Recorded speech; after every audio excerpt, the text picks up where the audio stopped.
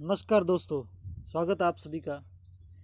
दोस्तों आज हम यहाँ जो कोऑपरेटिव सोसाइटी में सब इंस्पेक्टर एग्ज़ाम होगा जनवरी 2022 फरवरी 2022 में, जैसा कि बोला गया है हरियाणा एसएससी के चेयरमैन द्वारा। तो इस एग्ज़ाम में कोऑपरेटिव सोसाइटी से संबंधित जो भी जितने भी इंपॉर्टेंट क्वेश्चंस हैं वो लेकर आए हैं। दोस्तों आज क्वेश्चंस डिस्कस करेंगे। दोस्तों हरियाणा का एग्ज़ाम है, इसलिए हरियाणा का मैप देख लेते हैं। सबसे पहले हरियाणा के मैप को थोड़ा समझने की कोशिश करते हैं। हरियाणा में दोस्तों टोटल चरखी दादरी के बाद टोटल डिस्ट्रिक्ट 22 है, और इन 22 ज़िलों में से सबसे उत्तरी ज़िला पंचकुला है, और पंचकुला की कालका विधानसभा है जो सबसे उत्तरी विधानसभा है। ठीक है। और सबसे दक्षिणी ज़िला मेवात है। दोस्तों मेवात सबसे दक्षिणी ज़िला है, इसमें दोहा है एक, वो सबसे दक्षिणतम बिंदु है, हरियाणा का दक्षिणतम बिंदु है। ठीक है। और सबसे वेस्टर्न यानी बोले पश्चिमी, सबसे पश्चिमी जिला सिरसा है। सिरसा का एक चौटाला गांव है, चौटाला, जहाँ से दुष्यंत चौटाला, अजय चौटाला, अभय चौटाला ये सब आते हैं, आपको पता ही होगा। चौटाला सिरसा में पड़ता है। सबसे पश्चिमी पॉइंट वो है हरियाणा का। और सबसे पूर्वी पॉइंट यानी यमुनानगर है, पूर्वी पॉइंट यमुनानगर, पूर्वी जिला होगा हरियाणा का यमुनानगर, यमुनानगर। ठीक है दोस्तों, हरियाणा में टोटल डिविजन्स यानी एडमिनिस्ट्रेटिव डिविजन्स 6 है। एडमिनिस्ट्रेटिव डिवीजन कितने दोस्तों हरियाणा में? 6 डिवीजन, एडमिनिस्ट्रेटिव डिविजन यानी 6। सब डिवीजन हरियाणा में 72 है। तहसील यानी रेवेन्यू तहसील हरियाणा में 93 है। सब तहसील 50 है, हरियाणा में सब तहसील 50 है। कम्युनिटी डेवलपमेंट ब्लॉक्स यानी ब्लॉक्स हरियाणा में ब्लॉक कितने दोस्तों? 140 ब्लॉक है हरियाणा में। सिटीज एंड टाउन्स हरियाणा में कितने हैं? 154 है। विलेज पंचायत कितनी है दोस्तों? 6222 विलेज पंचायत है दोस्तों हरियाणा में। ये दोस्तों एडमिनिस्ट्रेटिव डिवीज़न 6 है, सब डिवीज़न 72 है। ये डिवीज़न और सब डिवीज़न ये थोड़ा सा रिलेशन बना के रखो, और भी डाटा है थोड़े याद करने मुश्किल होता है, तो 12 सिक्के बेहतर। ठीक है, ये ऐसे याद कर लीजिए आप। डिवीज़न 6 हो गए और सब डिवीज़न बेहतर हो जाएंगे। ठीक है। तहसील 93 होगी, सब तहसील 50 होगी, block 140, city and town 54, village panchayat 6222। और कुछ रैंकिंग्स देख लेते हैं दोस्तों हरियाणा की। हरियाणा एरिया वाइज भारत में 21st पोजीशन पर है, और पॉपुलेशन वाइज 18वें स्थान पर है। और क्या HDI रैंकिंग में हरियाणा HDI रैंकिंग में कितना है? 11वें स्थान पर है। और इकोनॉमी वाइज हरियाणा 13वें स्थान पर है। ठीक है दोस्तों, ये कुछ हरियाणा के बारे में इम्पोर्टेंट इन्फॉर्मेशन और फैक्ट्स है, ये आपको पता ही होना चाहिए। ठीक है दोस्तों, फिंगर टिप्स पर होना चाहिए। ठीक है, चलिए स्टार्ट करते हैं। अब क्वेश्चन स्टार्ट करते हैं। तो फर्स्ट क्वेश्चन है, फर्स्ट MCQs है, कोऑपरेटिव सोसाइटी संबंधित है, किस सूची से संबंधित है दोस्तों? कोऑपरेटिव सोसाइटी, जैसा आपको पता है शेड्यूल्स दिए हुए हैं हमारे इंडियन कॉन्स्टिट्यूशन में। तो कोऑपरेटिव सोसाइटी उस जो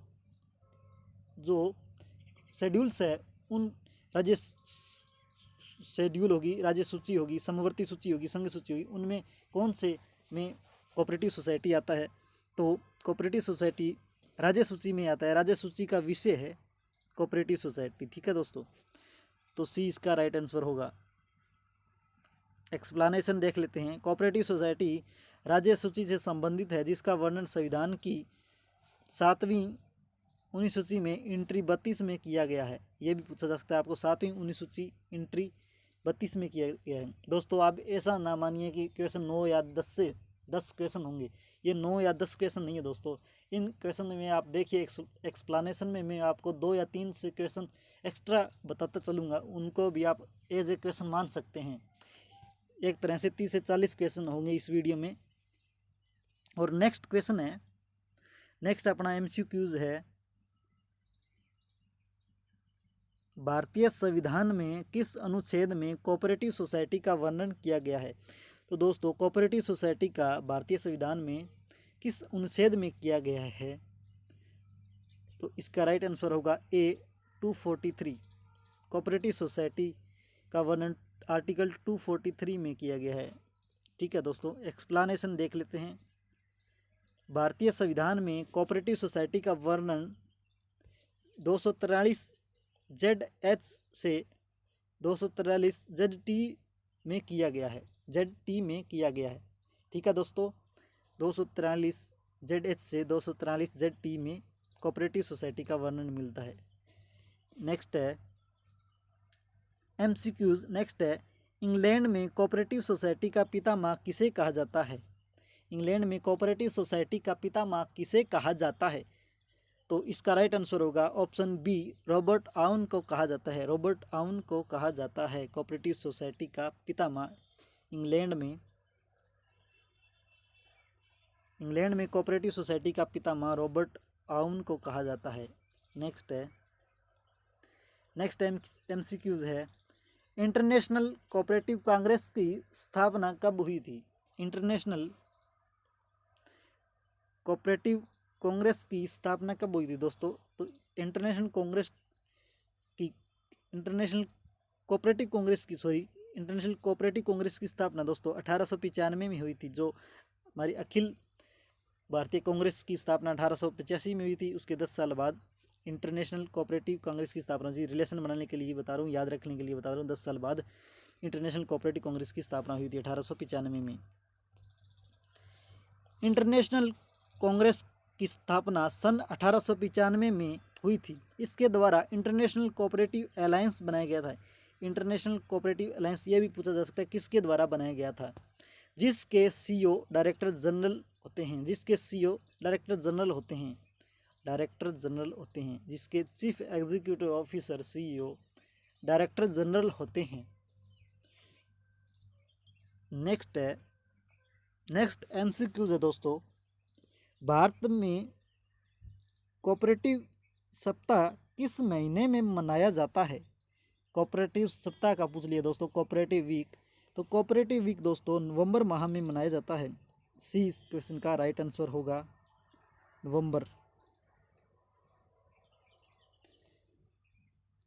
भारत में कोऑपरेटिव सप्ताह नवंबर माह में मनाया जाता है। नेक्स्ट है,